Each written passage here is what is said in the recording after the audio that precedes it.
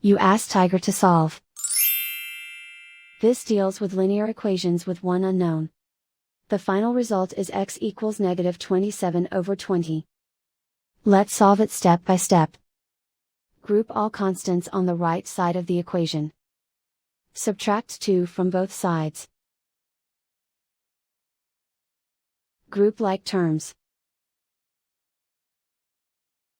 Simplify the arithmetic. Convert the integer into a fraction. Combine the fractions. Combine the numerators. Isolate the x. Multiply both sides by inverse fraction 6 over 5. Group like terms. Multiply the coefficients.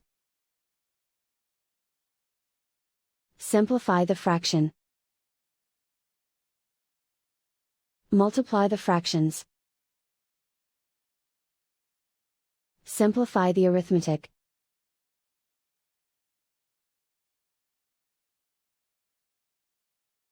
And so the final result is x equals negative 27 over 20.